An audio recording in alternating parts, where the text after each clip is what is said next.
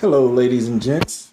My name is Anthony, and this is the maiden voyage of my YouTube channel. So, welcome, and I appreciate your views.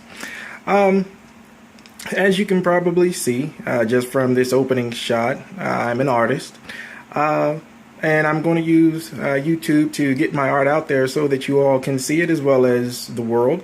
Of course, YouTube is a great way to get my artwork out there. Now, as you can see for this first video, it's not going to show much of my art. I'm going to show that in later videos. I just wanted to show the few tools that I use to create my artwork.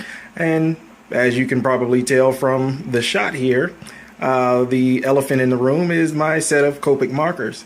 I have about 180 markers that I'm continuing to collect.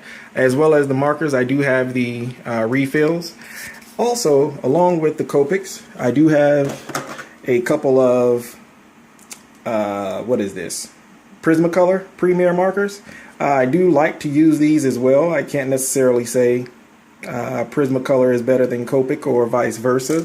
I also have a couple of Dick Blick markers, but they're not, I don't have them out. I just prefer the Copics because they have the refills. If Prismacolor made refills for their markers, I would buy those just as well. But these are what I use mostly to color. Like I said, I do have a few other Prismacolor markers that I mix in with the Copics as well. Now, a lot of people that I see on YouTube, well, a lot of other channels that I watch on YouTube, they have a lot of people asking, you know, Copics are expensive. How do you collect, or how do you get so many? For me, me personally, Michaels and Hobby Lobby. They give you this 40% off coupon. This one's expired, so that's why I'm showing it to you. But they give you these 40% off coupons pretty much every day.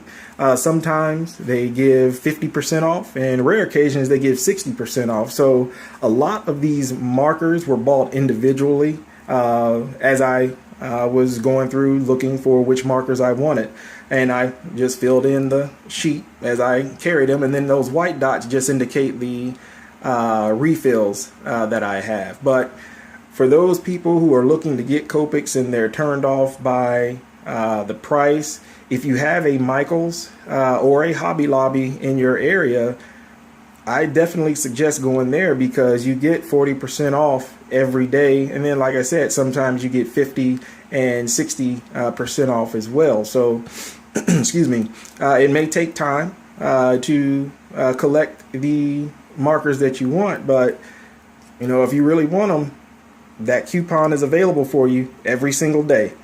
Along with the Copics, I do have a Intuos Pen and Touch because I do draw on the computer as well. I'm not nearly as proficient as I would like to be on the computer yet, but I've had that for about 3 years and I've gotten better from where I used to be. So there's growth, and I continue to use it, and I'm getting really good. Well, let me not say I'm getting really good, but I'm getting better at using it, and you'll see that in the future videos to come.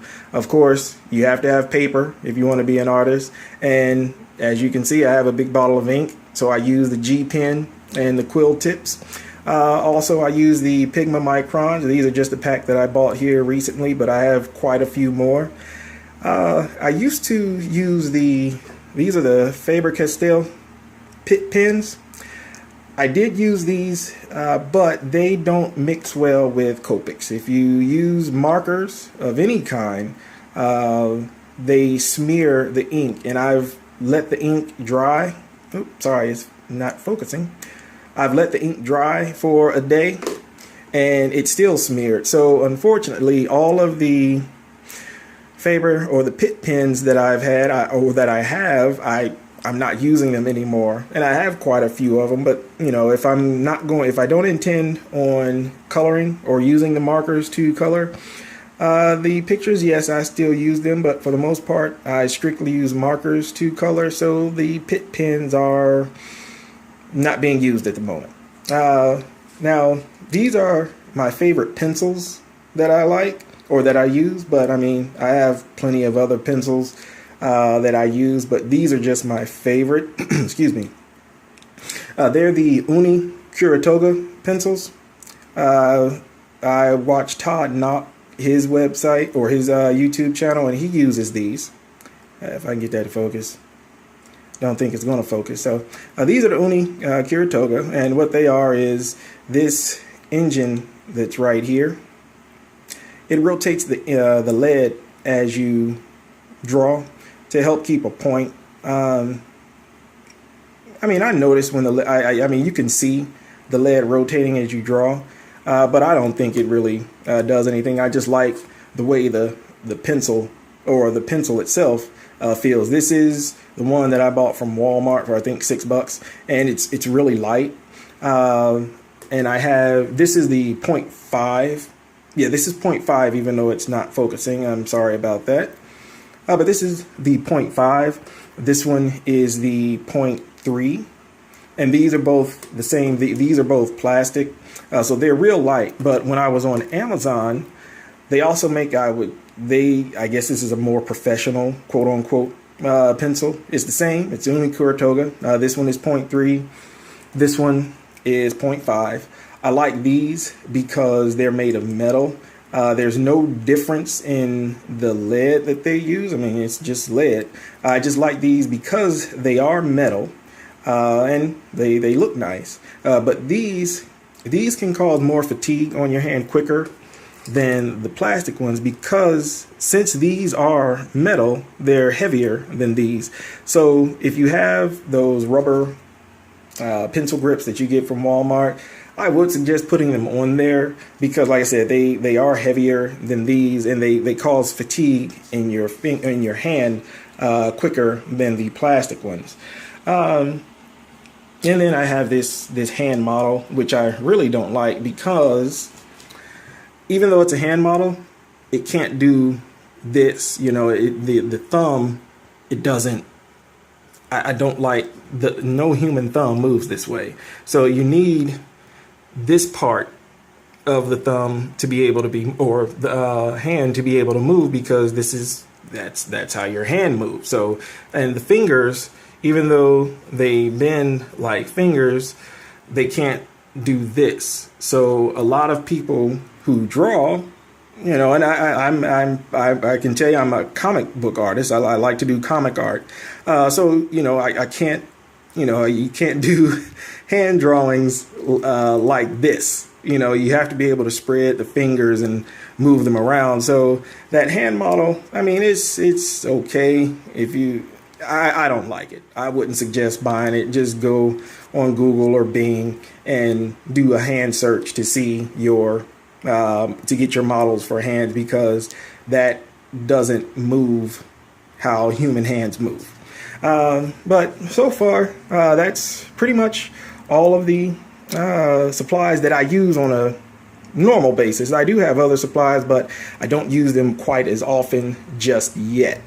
So I don't want to make this video too long. I'm going to wrap this up, because that's pretty much everything that I use at the moment. So once again, I do apologize for the shakiness of the video. I am in the process of trying to get a new camera. So right now I'm just using my camera phone.